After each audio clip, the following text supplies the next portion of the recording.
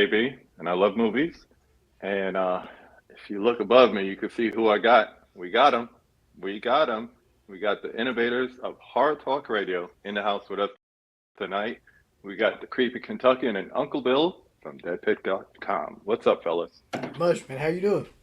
Thank you Good, for good. having Happy to us have you on. on. It's good to finally be on. I know we were trying a couple months ago, but we're Yeah, here we, now. we made it happen. That's all that matters. We made it happen. I got to tell you guys before we start, being a podcaster myself and just seeing what you've done throughout the years, first, from the days of like real player and whatnot to now, Yeah. I have to say you guys have really cornered the market. Anybody who comes after you is just like fake. They're just fake. They're trying to fake the funk on you. So I appreciate having the innovators here, and we're just gonna have fun. I don't even have that many questions. So those of you in the chat, shout out to you to begin with. And if you have any questions for these guys, bring them in. We will try to get them in. No promises. But the way we'll do this, we'll start with a non-movie question or two, uh, get into the movie stuff, and then end it the way we always do with the five takes. So with that in mind, I'm going to start with a non-movie question here. And I'm going to create a scenario. So just picture this. You leave the wife behind, you leave the kids behind, money is no object, you're on the road. Who is opening up for Hell Lord?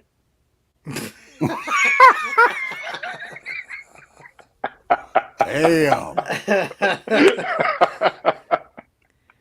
Who would you like to open up? Who would You're be going a to good flip the opener script. for? I tell you who would open up. This is easy to me. Saxon. It's got to be Saxon. Like that's got to be the band that opens up. You could I was you could do thinking like Saxon. You Steel could do Panther. Budgie. Budgie would be great. Yeah. Yeah. You Steel could do Skid Panther. Row. They would fit. Ooh, You know. yeah. Yeah, that'd be good. I'd like to see that. They're so used to leading the show. Once you don't have a big headliner like a Bon Jovi or something, it'll be nice for them to open for somebody else. So I'd like to see that. I'd like to see that happen. Right. Yeah, that would be a good show. Yeah, I have to tell you, what was it? Like late last year was down in Smoky Mountains, Tennessee, and instead of going back across the south, we went up north, cut through Kentucky, and I told my wife, let's stop at a couple of distilleries because we in Kentucky. It's either distilleries, Wildcat basketball, or Horses. Horses. Yeah. horses. Yeah. And well, now we got a movie coming out about it, which is Pablo Escobar from. I guess that was that Knoxville where they had that? I'm not Was sure. that Bear? Yeah. Yeah, That was like, northern Tennessee, southern uh, Kentucky, somewhere around there. yeah, Yeah. yeah. So, what's the best thing to do in Kentucky from your point of view? Don't say get out. God. Oh God. Well, there's really, where we're at in Kentucky, there's really not a whole lot to be done. You can do crystal meth like a lot of people in this area. I guess that's what a lot do. Yeah, They kind What of the hang hell? out in the holler and wait on their check every month and go to Walmart. Yeah. I'm not even kidding. I'm sitting here like I'm struggling to figure out like what people do. Like you can't really go to the movie theater anymore because they closed all of them at the pandemic. So it's really? like the closest theater to us is probably 35, 40 minutes away. Wow. And then you've got like a couple concert halls that show like mostly just country though and stuff like that. Hmm. So the way it appeared in the documentary is pretty much the way it is still now today. Yeah, I It mean may be nothing's even really. worse, actually. Yeah, because Wow. a lot of businesses and stuff have closed since then. And, our movie theater down here, which was at one time when it was open, it was within walking distance. So, Hmm. there's not a whole lot to do, really. I guess the big hangout spot is Walmart, man. I mean, Yeah. that's where you go. You can go to Walmart. You can go to Goodwill, which I like to hit up the Goodwills and stuff from time Find to some time. movies. We're kind of 2 hours from Lexington, which is the biggest city that we're Yeah. close to, 3 hours from Louisville. Hmm. Um, you can do a lot there, but yeah, where we're at, there's not much to be done really, unless it's illegal activities, like I said.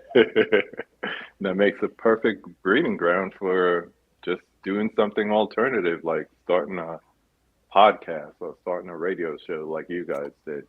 Yeah, I mean, I kind of understand like how, to a lesser degree, like what we did is what I imagine happens in places like in Michigan and things like that, where there's a lot of nothing going on, and people just start Hmm. bands and they start new kind of like they start new trends of things like the Yeah, MC5 or something like that.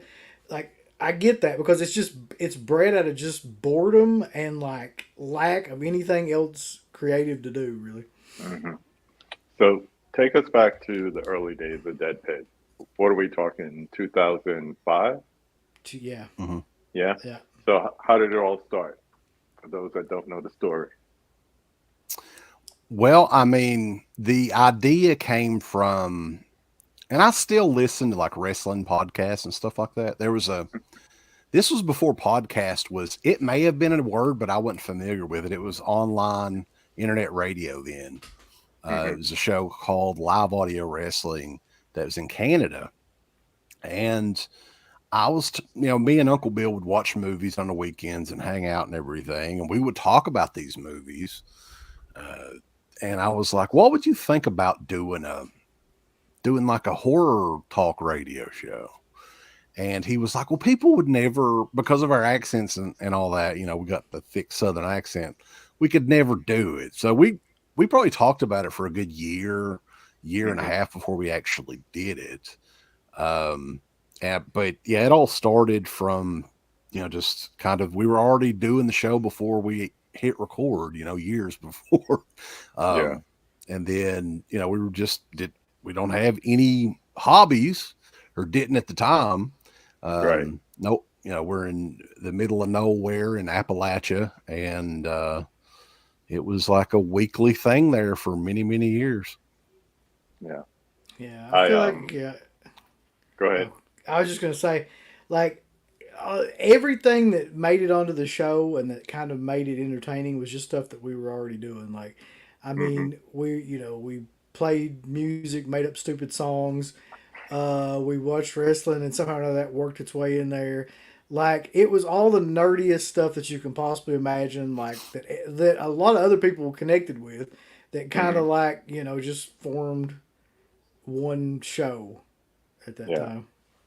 I was gonna say it's weird you just mentioned it, like when you're involved in your own like geek culture or nerd culture, you just think it's you or it's you and your friends or whatever, not Mhm. knowing it's a little easier now than even it was 10 years ago, but to know that there's a whole world of people just like you, and you get in some small niche like blue tubers, how we are with our physical media collections and all that, and then you realize it's a lot bigger than just what you and your homies do on the weekends or whatever.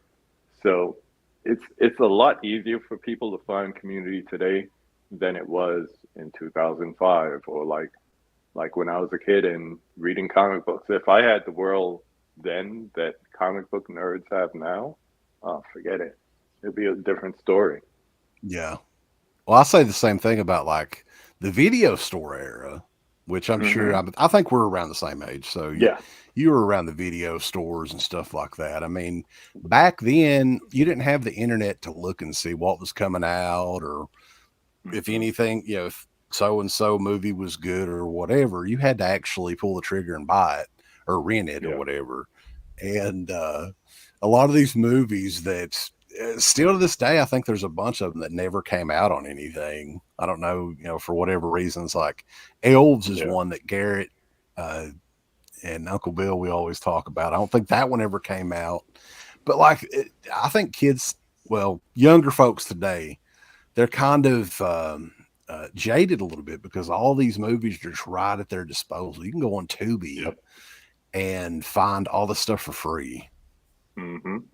I was talking to Terrell about that the other night. It's like things like Tubi and Shudder. You don't even have to have a TV anymore. You could watch these movies on your laptop or on your phone, and Yep. you're getting access.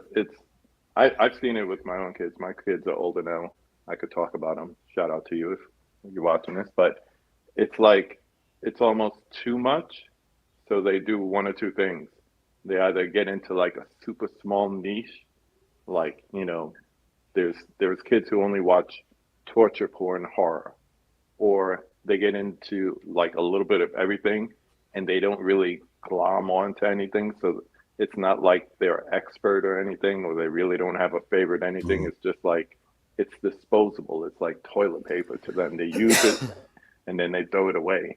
Whereas I agree. me and you Yeah. guys, man, I held on to my bootleg copy of Evil Dead 1 and 2 like it was gold. It wasn't even a real copy of the VHS.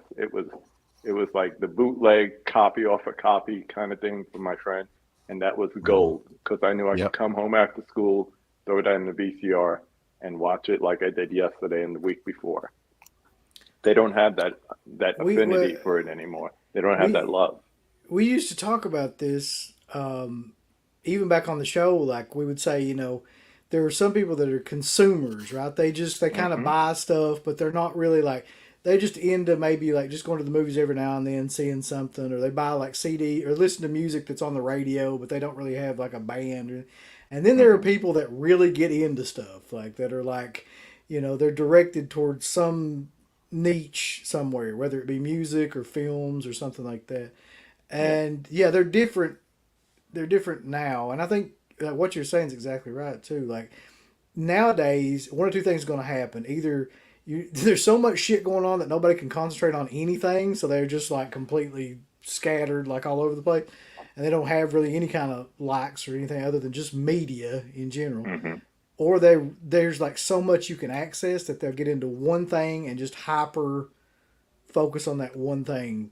Like anime is a good example of that. There's like Yeah. tons of people that's all they watch is just like Hmm. anime constantly. I So seen it in film school. There were students who only watched Tarantino movies. I was like, there's seven. You watch seven movies yeah, and that's it? Or the anime kids and they want to learn Japanese. I was like, you should learn English first. I think that will help you.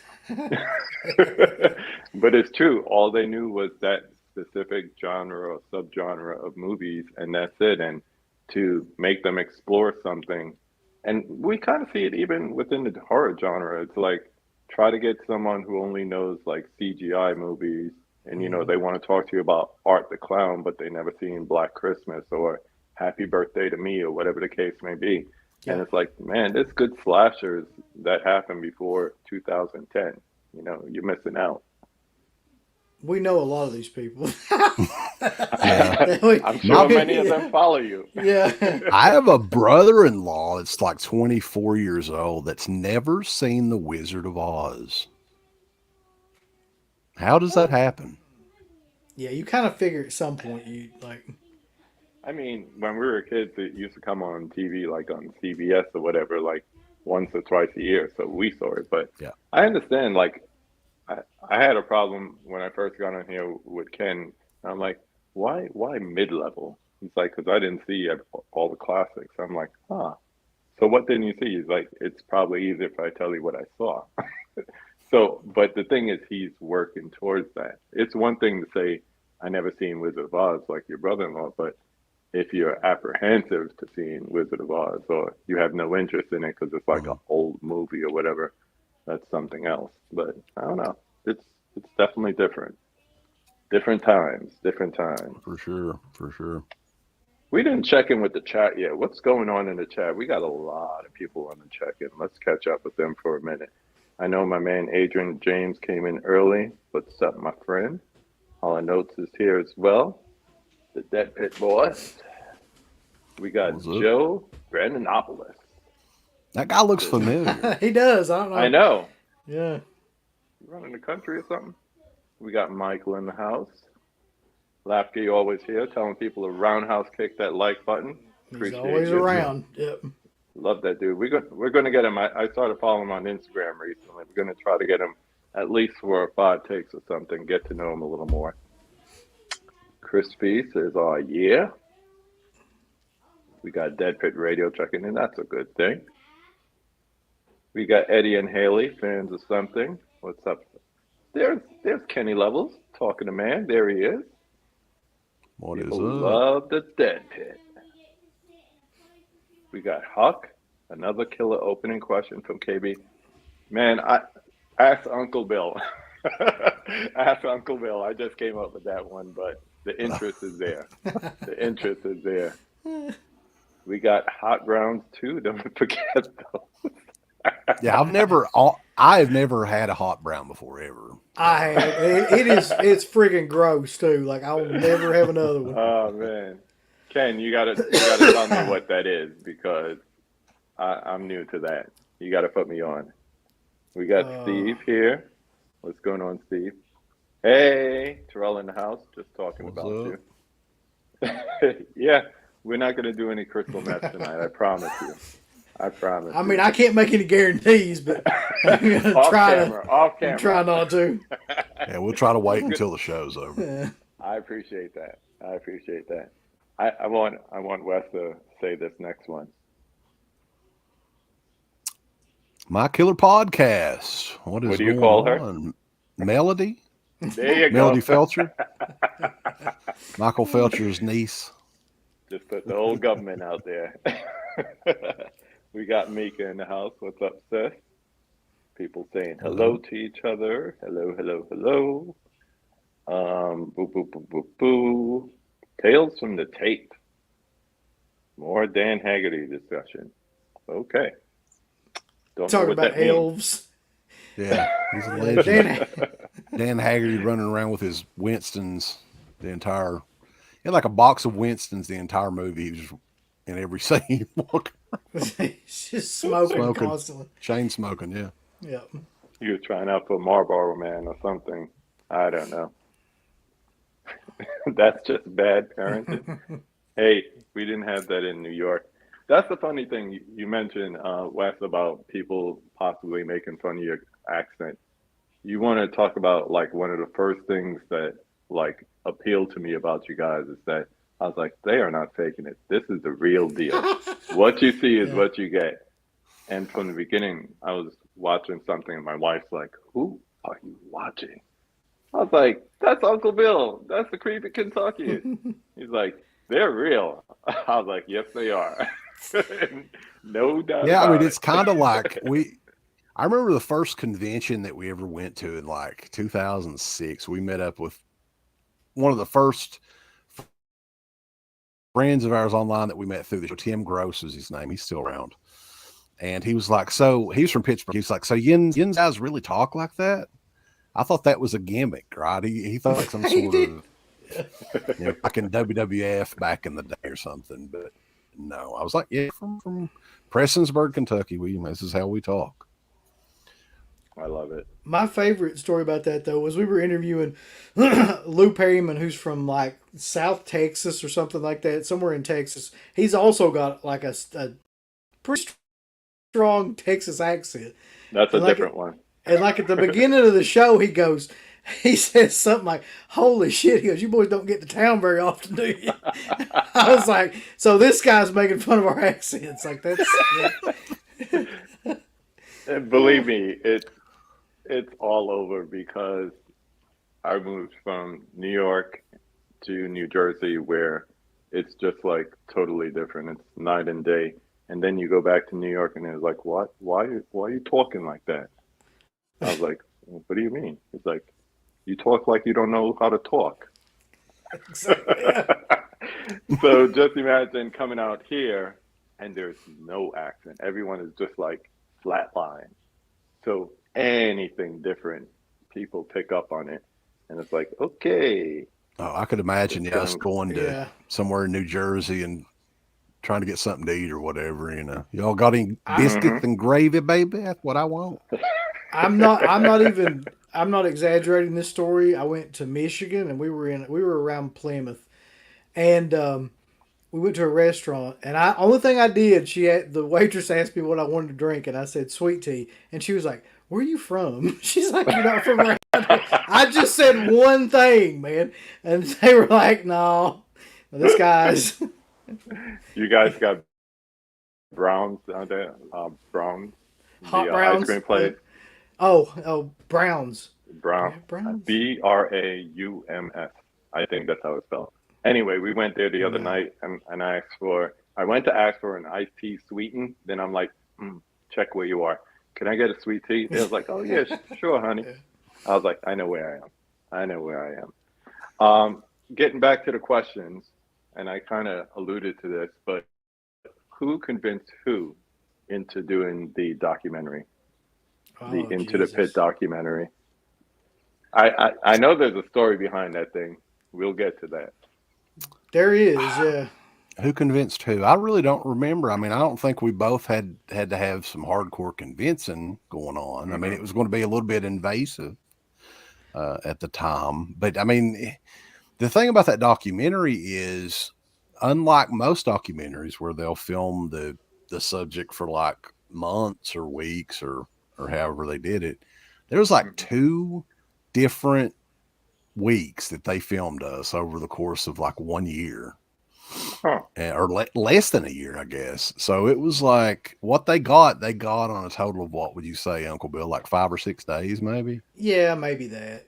I don't feel like it was a very good overall representation. You know what I mean? Like, Yeah. you could have probably got a lot more footage if they would have actually stayed for some sort of period of time, but they never really did.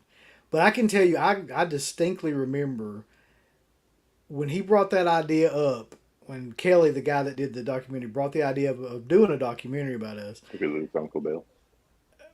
Am I off? Oh. I can hear you. No? It's not me this time, I don't think. I think it may be KB. Uh oh. I'm back. Oh, He's it's our back. show now, Uncle Bill. I was going to Howdy. say, Oh. God. The Dead Pit takeover.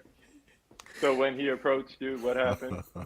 Like he was like, we want to do a documentary. We want to come down there. We want to like film a bunch of stuff, and it's going to be a serious thing. We're going to put some money behind it. Yada yada yada.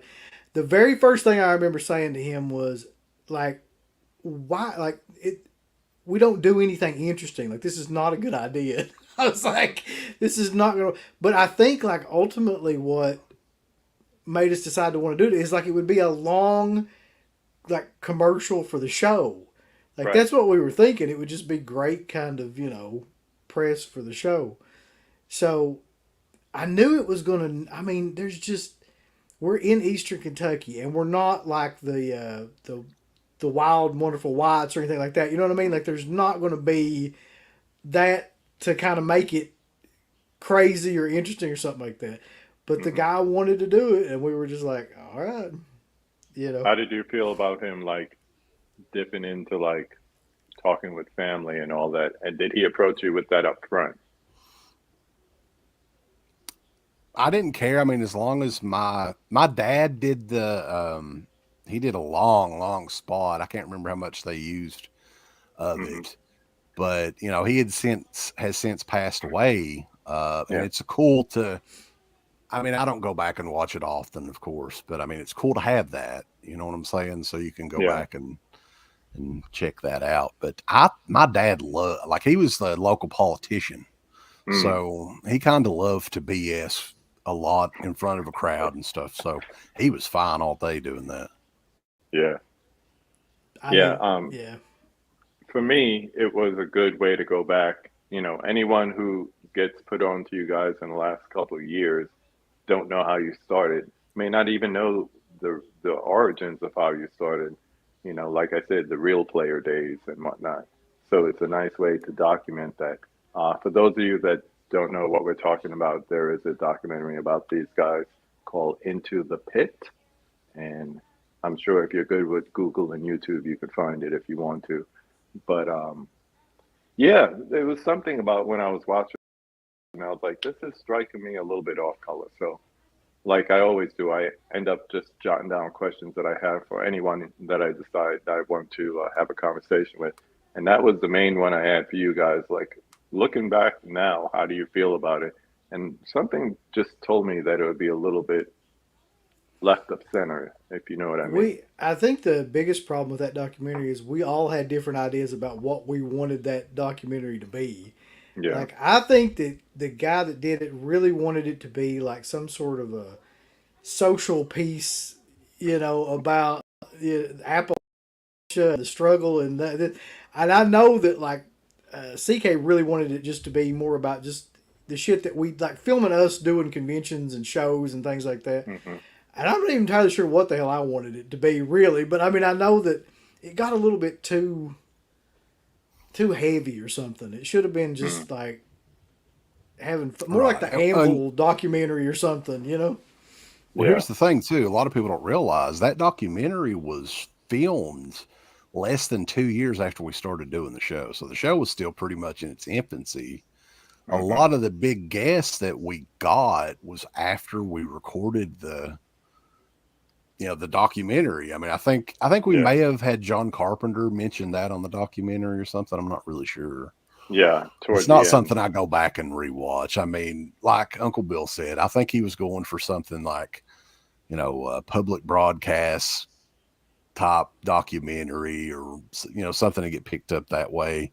It never did Hmm. get picked up. It was sold, independently. I'm hoping at some point, that the 874 sister labels of Vinegar Syndrome or somebody will re-release it. You would Yeah. think so, right? With all the Yeah. shit they put out. Come on. I mean, yeah, That would be they good. got the corn chucker out, so I'm pretty sure they could do the end of the pit. If But not, who made LA Age Jabber? They could do it too. Yeah, exactly. of course. I mean, it's way better than that. I wasn't a gigantic fan of the documentary, but I mean, Yeah. compared to LA Age Jabber, now it's a classic. I mean, to give you an idea, we make fun of this all the time, but to give you an idea Hmm. what that experience was like, kind of, there was a part where I guess he started to realize at some point that he didn't have enough like drama, Hmm. for the documentary. So he was like, "Here's what we're gonna do. Like, we're gonna film you walking over to CK's house to do the show." And I'm like, "Okay." And then he's like, "But we're gonna do it like you go down this riverbank." And by the way, I never did any of this stuff. I could walk to his house.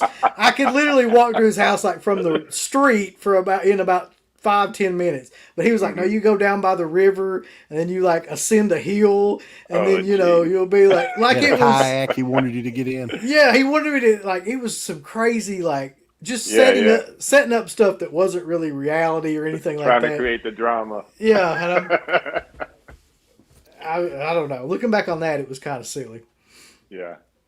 You mentioned John Carpenter, which I guess those early years that was the biggest um, guest that you could have on the radio show. Since then, who else would rank up there? Well, the same year we had George Romero on for like an hour and a Yeah. half Hmm. interview. I Uh, listened to that one. One that I always go back to is the Bob Clark interview, Mm. just because of how, like, I have fond memories of how laid back he was and just a really, really cool guy. And of course, he would, at 6 months later, he passed away in a car accident, unfortunately. So that was one of the last interviews I think that he ever did. And there's Oh wow. tons of them. I'm sure Uncle Bill's got some more. We Hmm. did some interviews that people probably don't even realize now. Like we did James Wan after that. Really? We did Joe Berlinger, who's the guy that directs like all those Netflix like serial killer documentary stuff Document. now. Yeah. Paradise Lost. He did documentary. Paradise Yeah, yeah. Lost, and then he does everything on Netflix now that you can think of. Like Oh anything that's wow. come out like that. So I mean, we've done some pretty good stuff, other than like your big guys like Carpenter and the '80s guys like Carpenter and Romero and stuff like that. Hmm. Those were always the ones that I kind of thought were like the pretty interesting ones too, just because of those guys became so much more after we did that too. Hey, What's Mama up, Mama Blu-ray. Blu-ray? Yeah, I mean, I think that it's just kind of like those names in particular we always go back to just because I can't believe that we actually did it. still. Yeah. I mean, it's just, and those were really good interviews too, which the Carpenter one is up on our YouTube page. We have the uncut one up there. And at some point we will have the uncut Romero interview as well.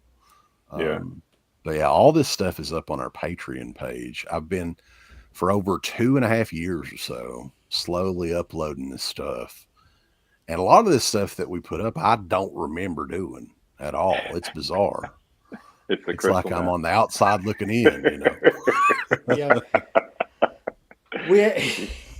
We talk about that too. We're like, he'll bring something up, and I'll be like, I have no memory of that whatsoever, like of doing that show or that talking to that person or anything. Yeah. So we'll ask ourselves all the time, like, should we get this person? Like, well, have we got him before? And then we'll find out. Yeah, we interviewed him like 10 years or a ago. Show idea with Garrett or something like that, Yeah. and then literally the next day I'll be uploading the show that we did like 6 years ago, the same exact show. Yeah.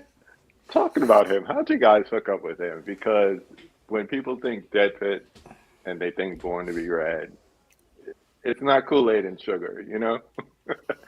How did you guys hook up with G? I'm kind of amazed by it myself. Like, I mean, it shouldn't work, but it does. Well, it does. Well, I mean, I don't know. he started doing our we did the WrestleManiacs thing for years and years. We had Freddie Young was on there with us, Jason Schneeberger, one of our buddies. Piz Al was on a few of those shows. Piz. And Garrett, I think I met through Jason initially. And I didn't know what to expect. I'm like, well, who the fuck is this pretty boy here? Like, what the hell, man?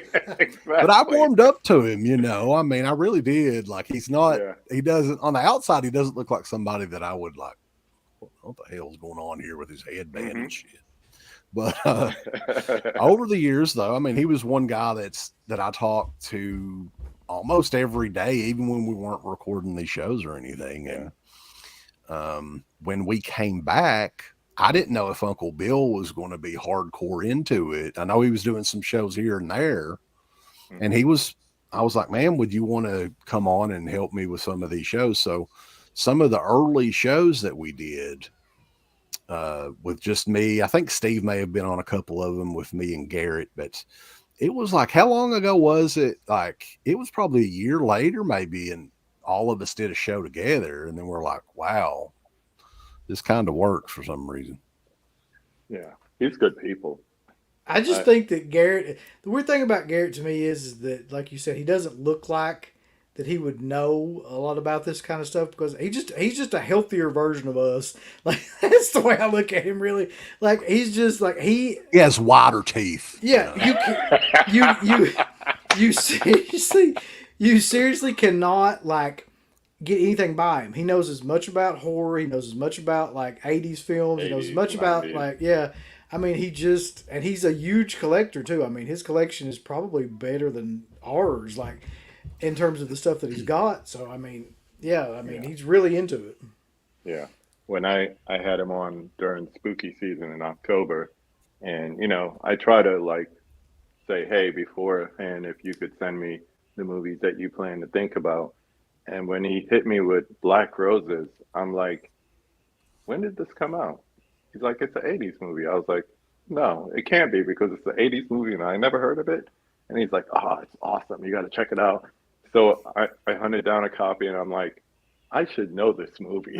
Yeah.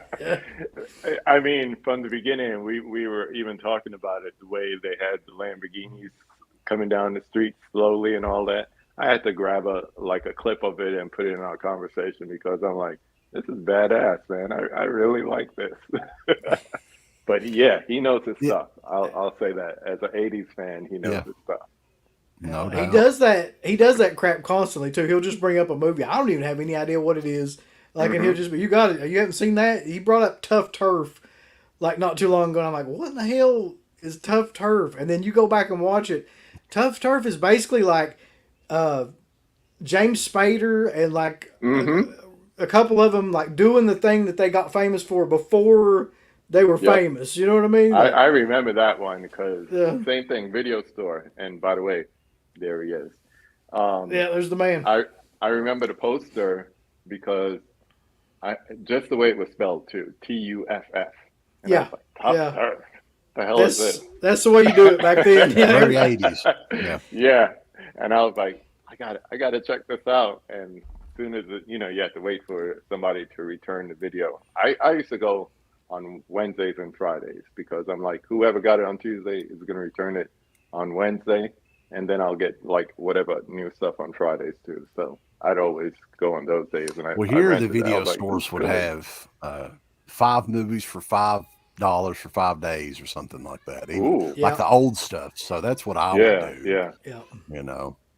yeah. The new releases they only let you do it for a night. And I remember, yeah, probably the same thing, like 5 for 5 for 5, like on the older releases, because they had to keep it in rotation some way. We had a question in here. Michael asked, "Who do you want to interview next for the two of you?" Well, there's one person that remains on my list, and occasionally I'll still tag him online. He's probably never going to do it. But our arch nemesis, Eli Roth, Yeah. he's one that I've I- called his cell phone a couple of times. He won't ever pick up, yeah, but I've left him messages, and that's probably the biggest interview that I think fans of Dead Pit would want to hear over There's the another years. one too that like Eli Roth is like the dream, guy the that we've white always whale. that we've always wanted to talk to just because of how much fun we made him. But Uh-huh. the one that I really want to do just legitimately that we've never done, and I don't know why either, is Coscarelli, Don Coscarelli. Uh, Hmm. I don't know what ever happened with that, or like why we were never able to do. And of course, I would have wanted to do Craven, but sadly he passed Yeah, away before we had a chance. But yeah, that's somebody I wanted to meet too. That Yeah, you were just he ripping didn't do on much as Eli far as the other day on a recent I video probably too. was. Yeah, Yeah. he probably was. Well, I just think he's one of those guys that takes himself way, way too serious, and he's always been that way. And let's be honest, if Tarantino wasn't friends with him, nobody'd know who the hell he was. Yeah, I that don't they think. got a circle. Rodriguez, Yeah, Tarantino, Eli Roth, they're all in that little inner yeah. circle. And they Now, help each other out. now he's doing stuff though that's like my best friend's a ghost or something. Those shows where it's like it's all that supernatural crap where it's like scared by a ghost or something. Yeah, It's that's like his new niche for some reason. Like I don't yeah. know. He's not. Go back to the hostel days. That was fun. They don't really let him direct anything like that anymore. I don't think. Yeah. he I say the produces same some thing about stuff. Snyder too. He I did think the that nice best thing that remake. he produced this movie called Haunt, which I watched not too long ago. Hmm. That's probably one of the best things that he's ever been associated with, that I can recall at least. That I don't hear too many people talk about that movie, but yeah, it's a really cool one to watch around Halloween for sure. Yeah. There's a lot of good movies coming out. You said that before, and I just keep thinking about it. Oh yeah, that's right. Tough Turf is available in the Kino sale right now. Yeah. If anybody wants to check it out, it's a good movie. I may My check man that one Gus out. in the house. Gus. What's going on, Gus? Yeah, I haven't picked up anything in the Kino sale yet. Well, it's just there's so much stuff to look at in those sales, like 800 and Hmm. some titles, I think they said. I just keep a wish list going, and then when the sales pop up, I go through. Nope, same price, same price. Ooh, that one's on sale, and I move it to the cart. I'm not. Dress to I ain't Kill's about to go through. in that sale. I Yeah, would like to get that. Yeah, the I got 4K. that, the 4K of that, and Usual Suspects. Yeah. Uh, it was, I was supposed to review it, but boom, boom, boom. Eli Roth gives great interviews and knows his stuff when it comes to 80s sex comedies and Italian horror. Okay, so he I probably mean, knows a little Giallo too. he does really, and that's the sad thing about it is the guy really is like I feel like he's a guy we could hang out with, and he would probably know what we were talking about, but he just makes horrible films. Yeah, Just can't like get around that fact. Michael, you got to watch at least one just so you could say you've done it. I would say watch Hostel. And what was that one you said, TK? Haunt was the name of it. That was one that he just produced. I think it came out Mm-hmm. like 3 years ago. Very atmospheric. It's set in a haunted house, kind of. Hmm. But it's it's a very deadly haunted house. I'll just say that. Nice, nice. Ooh, I almost wore a Dead Pit shirt tonight from the store. When did you guys set up the store with the t-shirts and all that? How long ago? Not that long ago. It probably was like a year and a half ago, maybe. Hmm. I still want to Um, get. I think it's yours, the one with Michael Myers in the back seat with Janet Leigh driving, and it says "Take yeah, me to your daughter's house." I yeah, that's one of my favorites. I want that one so bad. yeah. I like that No, I one. mean those are fun because Yeah. Fast Custom Shirts, which he still does our old school Dead Pit shirts. Hmm. I would He send him did this one. ideas. Yeah, I would Uh, send him uh, ideas all the time on uh-huh. shirts and stuff. So I'd kind of fool around with my iPad a bit, and yeah, it's fun. I enjoy it. Show it again, Uncle Bill. I'm gonna zoom you in. Oh yeah, he did this shirt, which is the "Don't Go in the Woods Alone" Mm, shirt. It's actually green. It's hard to tell, but it's like a dark green. Um, yeah. and here's the interesting thing about his stuff, and I'm not just saying this because like we know him or anything. It's definitely true. Like I bought shirts that are like way more expensive from like Gutter Garbs or Cavity Colors or things like that. Yeah. These shirts actually hold. This shirt's like 15 years old, man. Like these shirts actually It's hold up over good time. material. Yeah. They use really good material for it, and also the screening doesn't come off that easily either No, no. from wash to wash. Um, I, I want to say you were probably the first ones that I saw with the VHS stack, but I'm sure somebody else came up with it. If not, um, did you guys decide on which movies you wanted in your own stack, or was it randomly picked? No, it was. I asked Uncle Bill. I was like, pick 5 movies or whatever it was, and that's Hmm. kind of how we did it. Yeah, the VHS stack shirts were around, I think, before, Yeah, but yeah, we've got the Christmas stack right now, the Christmas horror stack, and we have the Halloween ones, and yeah. people really seem to dig those. Actually, Uncle Bill's stack, I think, is the most popular one for some reason. That's What's bizarre. in yours, Uncle Bill? I have What no movies? idea now. I haven't looked at that. Yeah, I'm not really sure either, to be honest with you. I'm gonna bet. Just It's here's what I'm gonna moving bet. numbers. You should Like know. Dawn of the Dead is on there. Blood Uh, Diner's gonna be on there. Texas Chainsaw probably something like that. There's gonna be like I don't remember what the other two are though. Being Yeah, honest. I have no idea on any of them, actually. I was saying I want to get my own, but then I was thinking about it. I'm like, I don't know what 5 movies I'd pick because I got a lot more than five, and it's not like any specific genre to say, well, my Yeah. favorite 5 horror movies or whatever the case may be. Well, these questions that you said, I was sitting there forever, like, how the hell do you even answer these? Because like, there's so many different types of movies too. Yeah, we are talking about if you go on, well, I guess you could go to deadpit.com and there's a link there to get t-shirts that they made. I guess T Public sells it, and who else sells them? It's Oh, there. shop.deadpit.com takes you right to the store. Hmm. Fastcustomshirts.com is the one that Uncle Bill was talking about, and he does like the old school screen printed shirts. And he was the guy that did our shirts for 15 years or whatever it was. I mean, he still does them. So, Yeah. So if you go to shop.deadpit.com, you could, there's some great shirts there. Of course, thank you. there's the one that I want to get with Michael Myers in backseat. Don't get that one. That's exclusively there for me. They're gonna take it off the shop once I tell them I got my order. So don't buy that one, but The you can buy limited everything edition. else. Yeah, you could buy Rad Pack stuff there. You could buy My Killer Podcast stuff there. The whole family is under there. Well, Uncle Bill, since you mention it, you guys ready for the 5 takes? Sure. Sure. They don't sound ready. Somebody better be ready because I'm We coming at you. ready. Number one, and we'll start with CK. Name the film that made you fall in love with the movies. Anybody that knows me knows what this movie is. Mm-hmm. And back in the day, there was video stores here in Eastern Kentucky.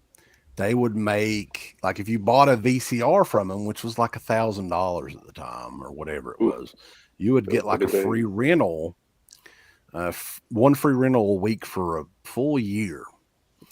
And one of the very first rentals when I was like probably 8 years old or whatever it was the Goonies.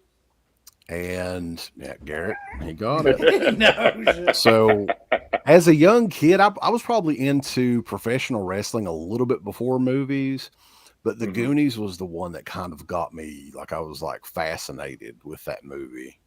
And so much so that my next door neighbor, his mother worked at a Curtis Mathis store. I don't know if you guys had that up where you live, but it was like a electronics store, and they rented movies. And she had, with the VCRs back then, you could make copies, like that was the big thing. So I borrowed a copy of the Goonies on VHS, and we're talking about, a dub, and I Yeah. still have it in there. It's actually in there on the VHS shelf. I never Oh gave it wow. back. Uh, it's yeah. So that, I mean, it's easily the Goonies for me. How about you, Uncle Bill? I thought about this long hard. I was like, what was the film that really like made me kind of like want to go back to the movies over and over and over again? And if I'm being completely honest, it's Terminator 2, because that movie came out like Nice. right around the time when I was like a tween, I guess, like a young, wasn't a teenager yet. I think I was 11 or 12 when that movie came out.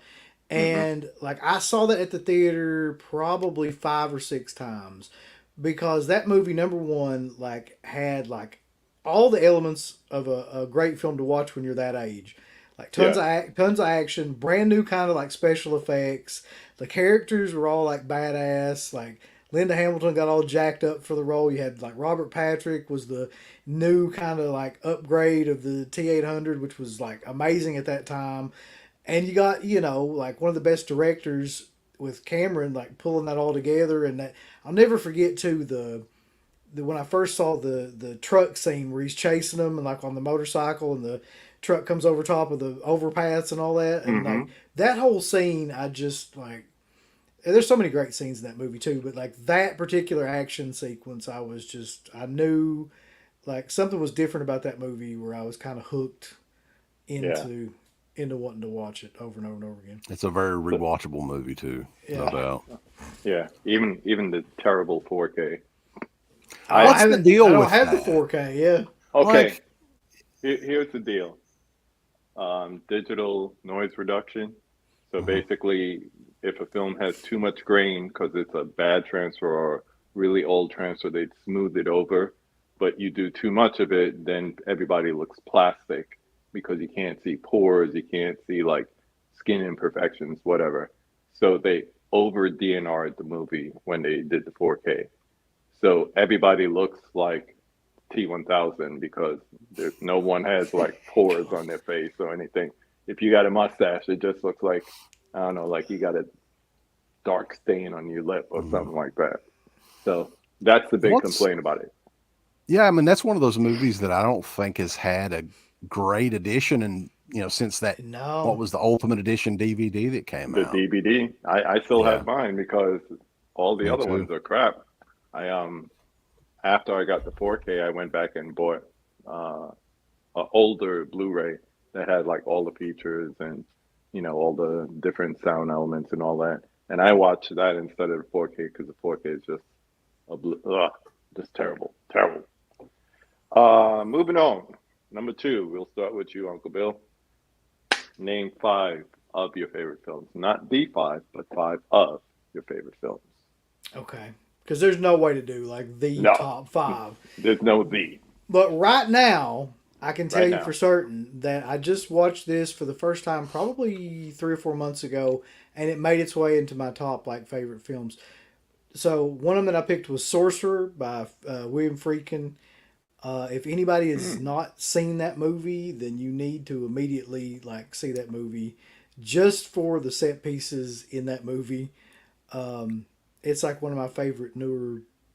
It's not new. I mean, it's new to me, but it's New one to of the you. yeah one of the ones that I watched, and I was like, geez, like that's how you make a movie. Um, then I got Dawn of the Dead, which is my standby. Like that's one of my favorite, like the original Dawn of the Dead. I'm not talking about the remake. Um, Right. that's like probably one of my favorite films of all time.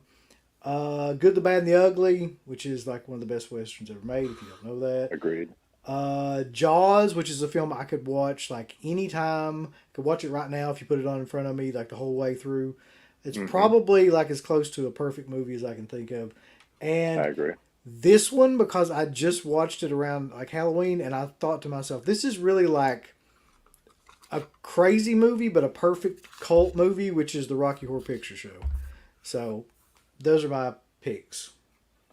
I've never seen that movie.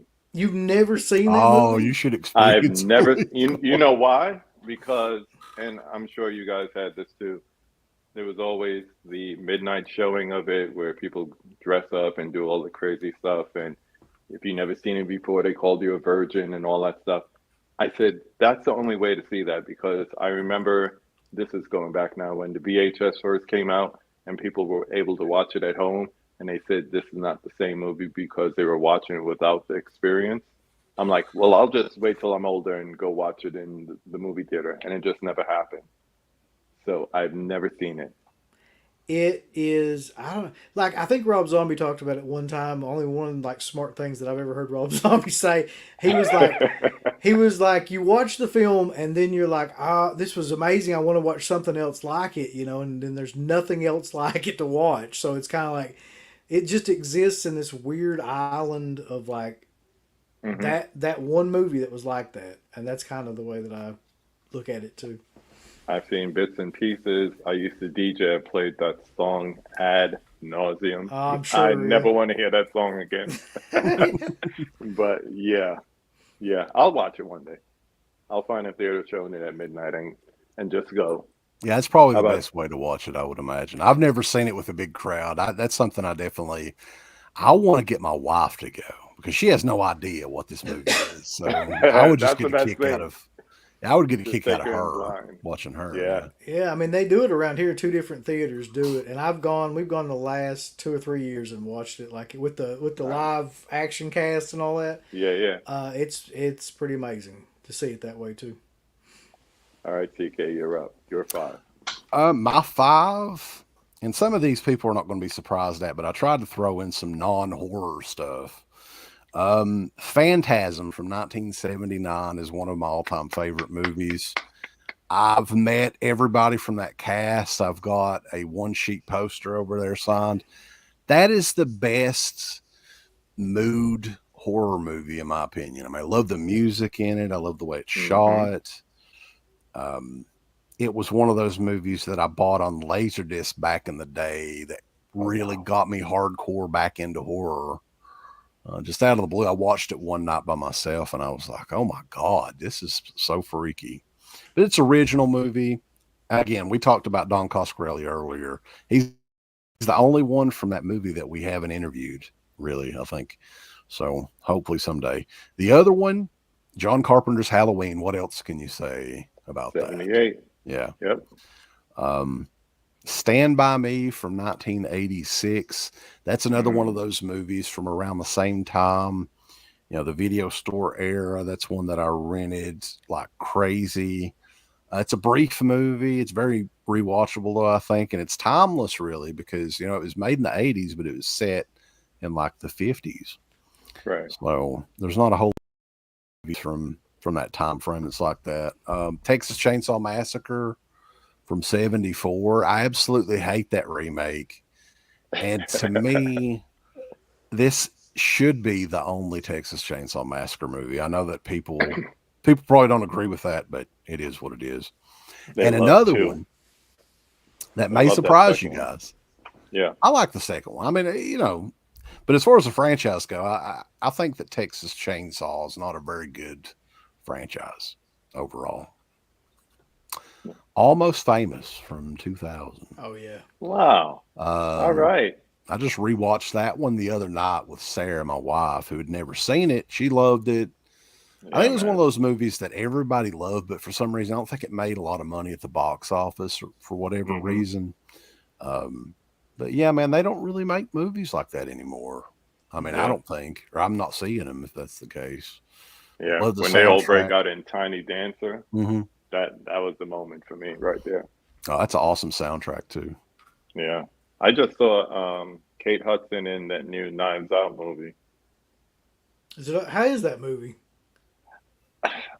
It's fun, but unfortunately, I'm one of those inquisitive types, and I figured it out like halfway through the movie. Oh yeah. But I still enjoyed the rest of it, so it didn't like take away.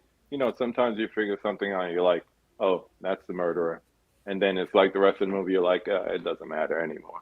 But I stayed with it. It still had enough twists and turns. So when it comes on to Netflix, I would say it's worth checking out. I'm definitely going to watch it again. Yeah, But yeah, Almost Famous, good one. I love the first one. I was hoping that one would be good.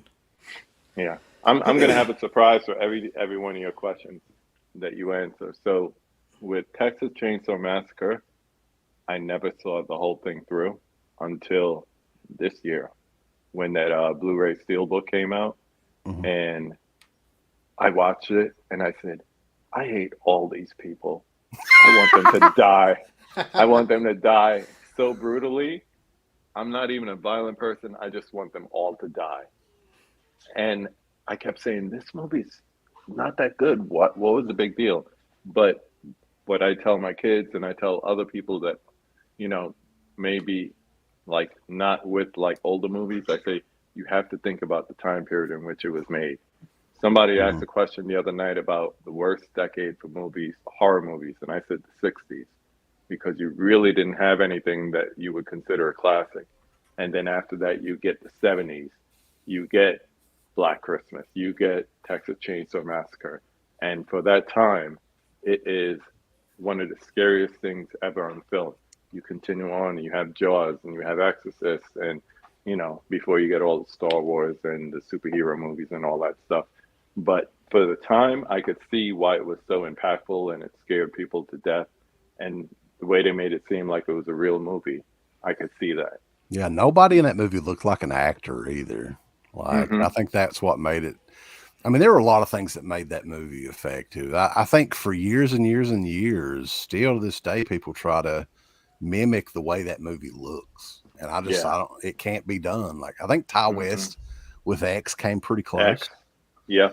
you know. Um, But the best description that I always remember, though, Toby Hooper describing Texas Chainsaw Massacre in just like a couple of words. It's a very bad day. mm, Michael just brought up an interesting point. He says Psycho is from the 60s. Yes, Psycho is from 1960. That's when it was released. It was filmed with his TV crew from his show from the 50s. It was actually filmed in the late 50s, released in 1960. But thank you for that. Number three. Who are we going to go to this time? Let's go to CK. Name a classic movie that everybody loves. You can't stand. I'm gonna make some people mad tonight. Please do. That's what we do with this question. We make people Okay, mad. so I saw this movie at the age of 13 in the movie theaters. I was bored to tears from it then. Probably Uh-oh. about 10 years ago. I tried watching it again on Blu ray or whenever the Blu ray came out. I mean, I appreciate it for what it is, but I don't get like the effects and everything in it are great and everything. But I mean, I'm just not a huge fan of Jurassic Park. Huh. Okay. I know Tim Talkstalkies is rolling in his grave and he ain't even dead yet, but I continue. mean, hey, the visual effects and everything are amazing, right? But I mean, I can't get into it like any of the Jurassic Park movies, really. Hmm. How about you, Uncle Bill? There was a lot more than one, but I mean, if I had to like pick one, like gun to my head that I actually like really didn't like, um, I saw one in the theater, and then one I just saw like on Blu-ray. I'm gonna go with this.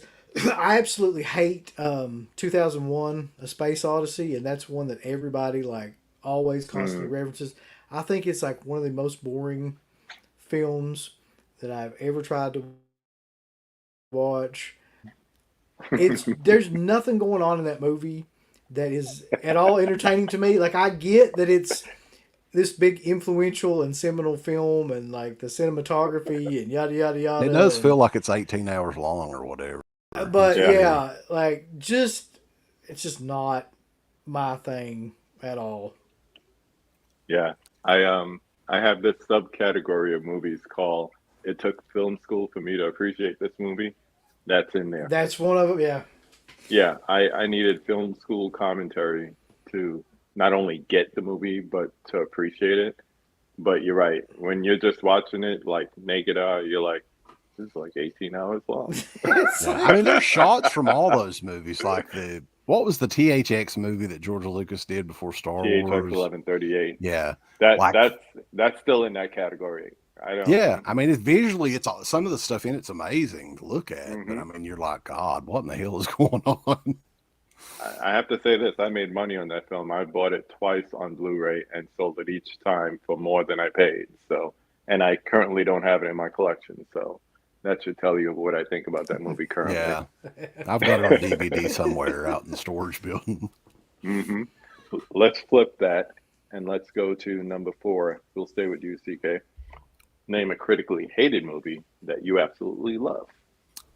This was kind of for me, really, because I was trying to think of. I Most think this horror was a movies. hated movie. I Go. think this was kind of hated. And I always loved the movie for some reason. I mean, it's probably not the best movie, but I love the way it's shot. I don't know if it ever came out on Blu-ray. I'm pretty sure it's not on 4K. Danny Boyle did this movie with Leonardo DiCaprio back in like 99, 2000 called The Beach. I don't, Yeah.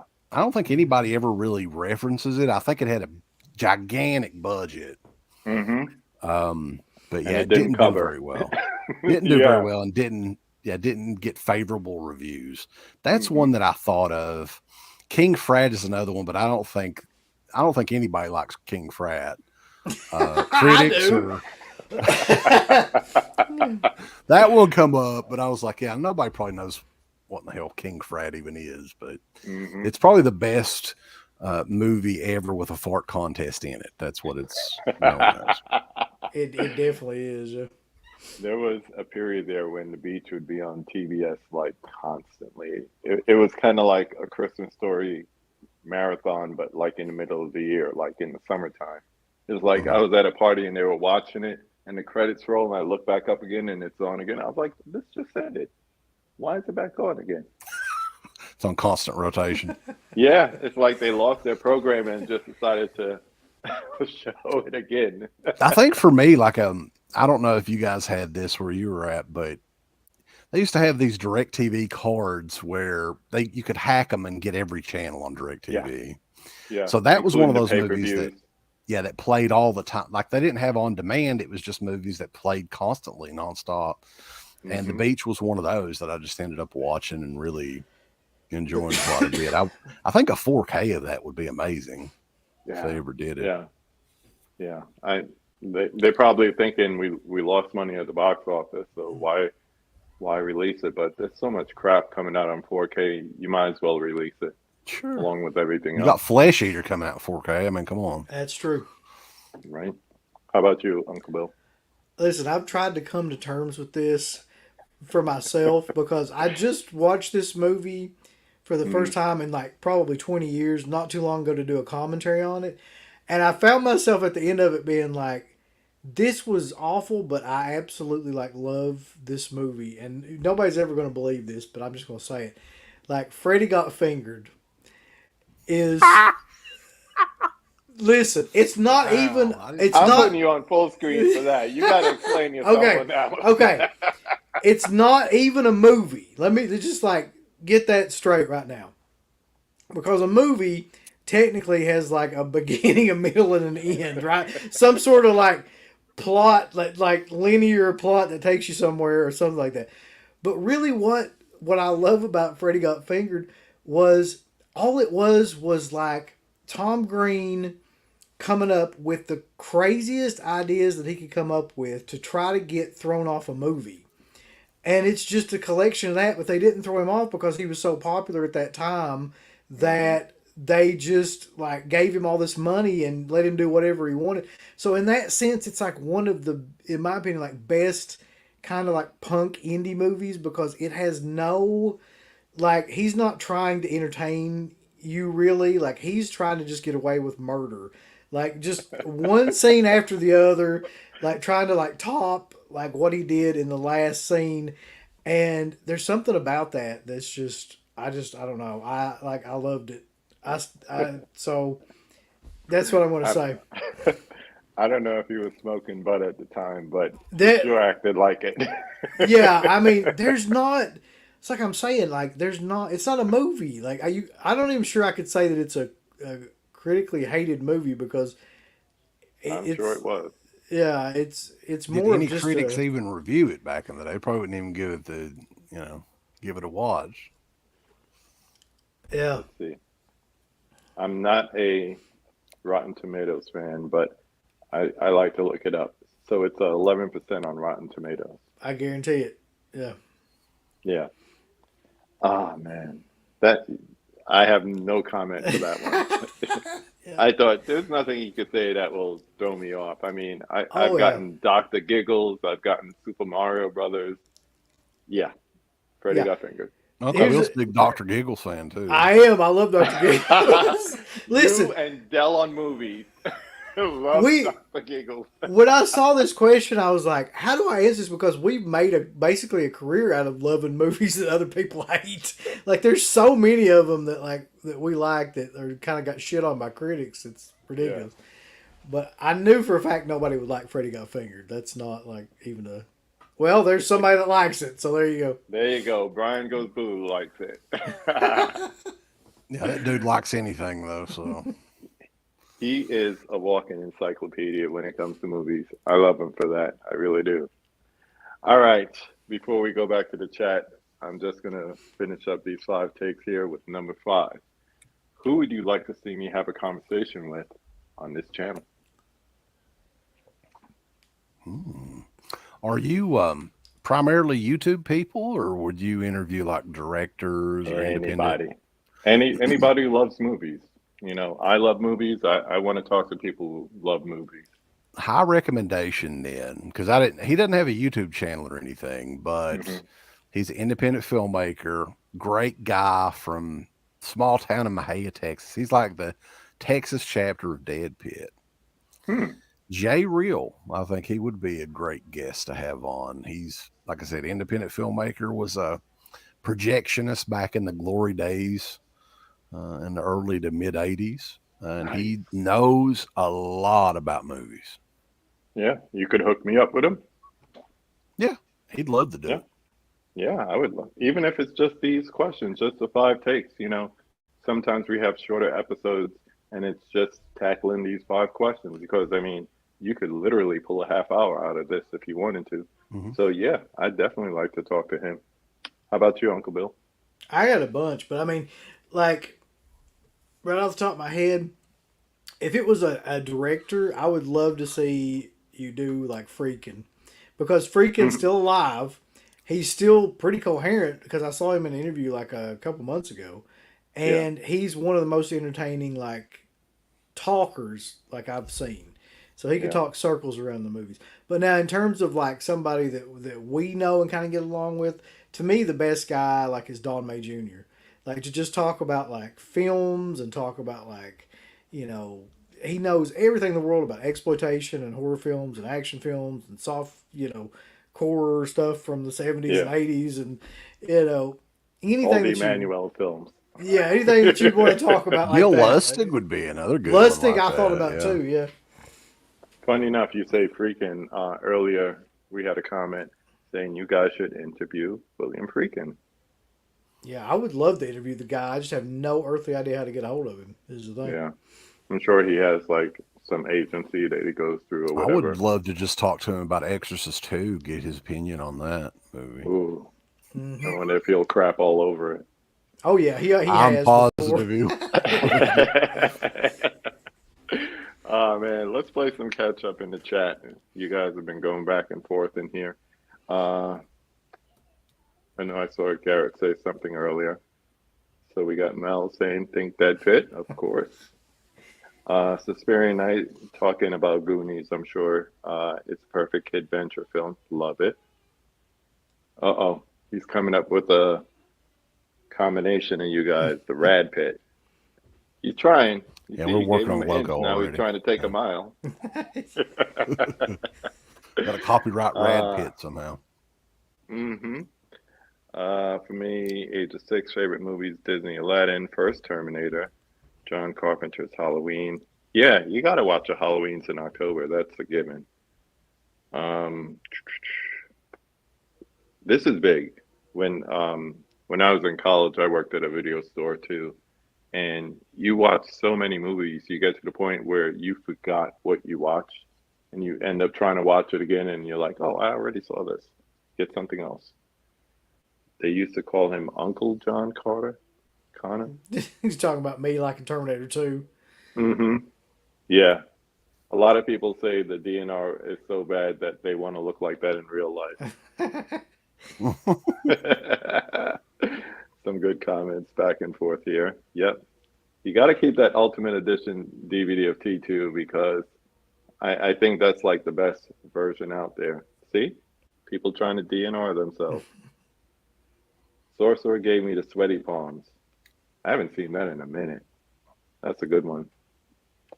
Bob. Saying hello to Bob when he watches the repeat. What's up, Bob? Yes, we all love meatloaf. Who And from doesn't what I love hear, meatloaf? he would do that.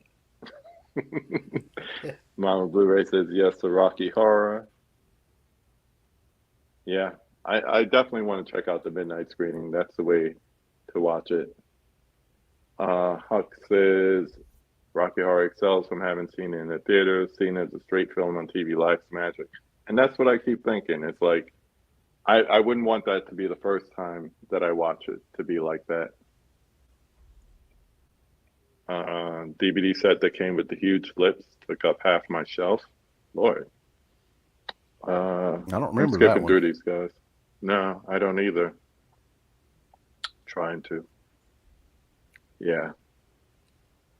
We discussed Phantasm when we had Garrett on, which was really nice because I hadn't seen it in years. And, you know, everybody always talks about the ball, but there's so much more to that movie Hmm. than just that That imagery. soundtrack's amazing too. Like I love It that really soundtrack. is.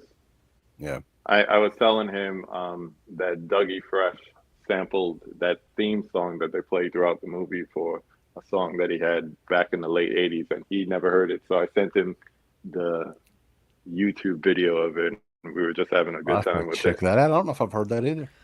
Yeah, it's the song is called "Play This Only at Night," but it uses that synth theme that they play throughout the movie. You like the remake, but love the original too. He's talking Texas Chainsaw Massacre, I'm sure. Yeah. I mean, I think a lot of younger fans probably watched the remake first, and then Hmm. that. I mean, the one good thing is it causes them to check out the original movie. Original. Yeah. Yeah. CK got me into Don't Tell Her It's Me. Great Oh, non-horror movie. the Steve Gutenberg classic. Yes. Uh, When he decided to stop doing Police Academy movies. Lap key in the house. Blah blah blah. There you go. Don't tell her it's me. It's It amazing. finally got a Blu-ray release too, by the way. Keynote, Yeah. no, was it Code Red? I think brought that out. If anybody's The Knives interested. Out sequel was out in limited release for like a week in theaters. I caught it on the last night, like the last Tuesday night was the last night because it came out the Wednesday before Thanksgiving. So it's coming out on Netflix like in a couple of weeks. So uh, see, once again, someone thinking it's scary. Never heard of it until CK did a review of it, and I really enjoyed it. CK loves Dead Pit the movie. Eh, there is a Dead Pit movie for those that don't know, but we had nothing to do with it. We were like 9 years old when it came out. yeah. Yeah. Last Action Hero. That's another good one. There's a thing in here about Chariots of Fire being good or not. I'm not going there. uh, who's UV? Me, Uncle Bill. I feel like he's gonna hate Eyes Wide Shut. So basically, what he's saying is that anything that's Kubrick, you can't get into. No, I mean I love The Shining, and I love Mm-hmm. Clockwork Orange, Full Metal Yep. Jacket. Like I mean, it was just Yeah. that one particular movie that I had a hard time with. Uh-huh. Let's Lolita. see. Yeah, I was just about to say Lolita. I actually do like Lolita. Yeah. Mm-hmm. I saw another movie with that guy called Bigger Than Life. That movie is crazy. He was hooked on drugs, like prescription drugs, and it was like from the 50s or 60s. So it's not a new problem, kids. No. Uh, Somebody else not caring for THX 1138. There we go. Leo on a beach. Oh, ha ha ha. Yeah, I think that the beach would be a good release. I mean, for Yeah. all the crap that they're putting out now. That was his. Now, if I'm thinking that was his follow up from Titanic. That was the movie that he, if I'm not mistaken. Yeah, What year was that would make Titanic? Like sense. Like 90s? 2000, Yeah, 2001, after yeah, Titanic. Yeah. I think so. What's a movie that most people hate that you love and are embarrassed to tell people you love? Ooh, that's more complicated than my question. Jeez. Hmm. A movie that most people hate but you love, but you're But you're embarrassed to embarrassed tell to tell people. people you See, love. if this was talking music, I could bring up a Britney Spears song or something, but Yeah. I don't know. I don't really get embarrassed about movies though. Like I love the Wednesday series that was on Netflix, and I was telling everybody Hmm. about that. Like that's not like made for my demographic or anything. Like I don't give a Right. shit. It's just like I just like what I like. I would think though, for me, like I thought of the Breaking movies. Like I love Breaking and Breaking Two, I Electric love Boogaloo. those. Yeah, I caught the first one at the Dollar Tree, and I yeah, took I it did home, too. and it was like nostalgia. I was like, Oh oh, yeah, Turbo's about to do the thing with the broom, you know. and the walking on the ceiling thing. I think that Oh was the yeah. same Hmm. year as the Stevie Wonder video. Yeah. And that's one though that I think I tried watching with my wife, and she looked at me like I was just a nut. Like, what in the hell are you He's watching? like, you had to be there. There Yeah, you go. Don't it hate was on from the Dr. '80s. Giggles. See? All the love for Dr. Giggles. You're not alone, Uncle Bill. That's just a classic. The That new movie Super won in the Mario house. Brothers movie looks really good. I think. It Have you looks seen it? fun. Yeah, It does. I saw it's the going to trailer make a for it. It looks, gazillion dollars, I'm sure. of course, of course. So, what movie won in the house? Brendan, What's up, sir? I'm a fan. Tell me when you want to come on. We'll do this thing. yeah, he'd be a Let's good see. one. He's a Yeah. great guy. Mm-hmm. It's true. I do like everything except for Shriek of the Mutilated. I don't even know what that is. Do you guys know what that is? Yeah, Unfortunately, yeah. yeah. That bad, huh? It I just don't. came out on like Yeah, I think Vinegar something. Syndrome just brought that out, didn't they? Yeah. Of course. So that should tell I you was all you need to told. know. Yeah. I can't picture you guys doing the subscription boxes and all that for No. Vinegar No, Syndrome. No. no, CK is like, no, no. not at all.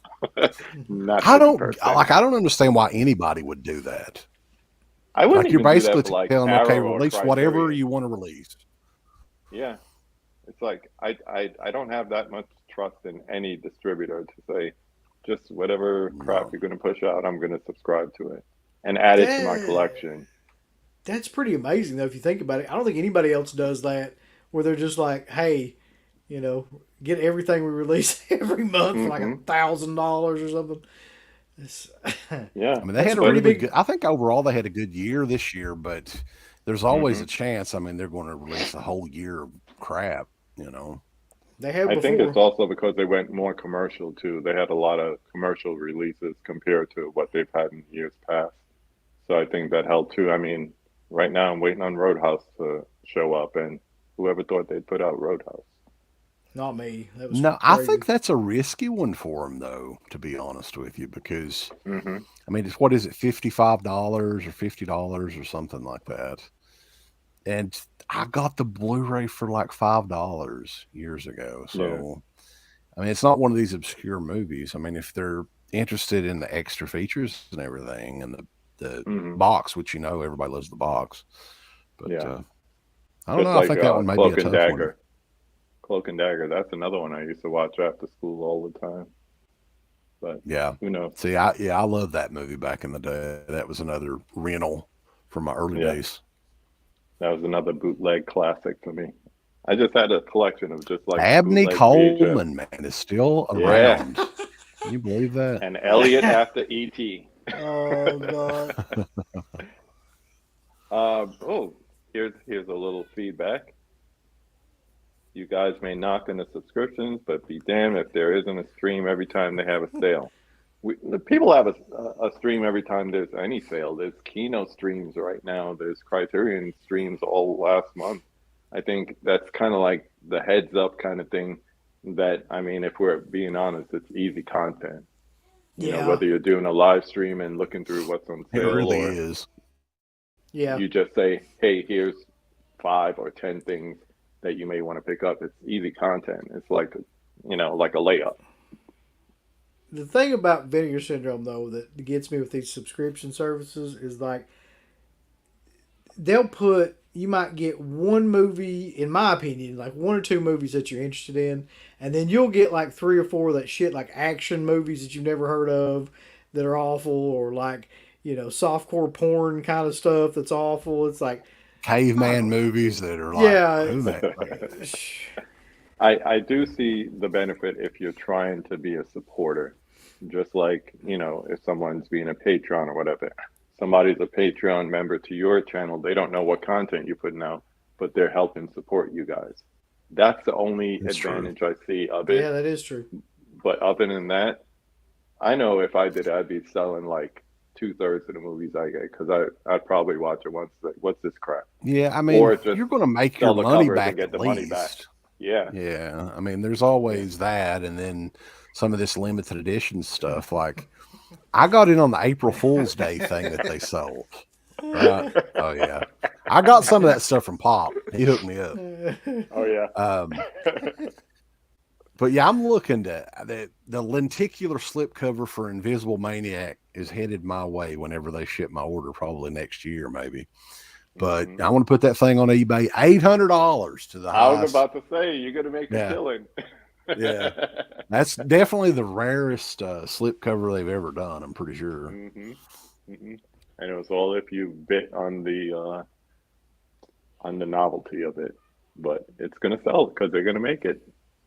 Fellas, this has been grand. I really was looking forward to this, and I'm sure the chat will agree. Everyone delivered.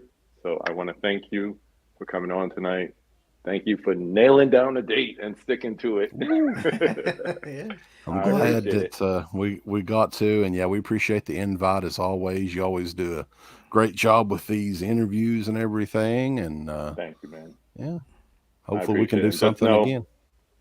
you got a fan out here. Anytime you guys need anything, just let me know because I'll be wearing my Michael Myers in the backseat shirt and I'll pop in. Just let me know. All right, Yeah, man. All Thanks right. a thank lot. you. Yeah. Thank you to everyone in the chat. Um, as always, what do we say at the end? Go watch a movie. Have a good night, everyone.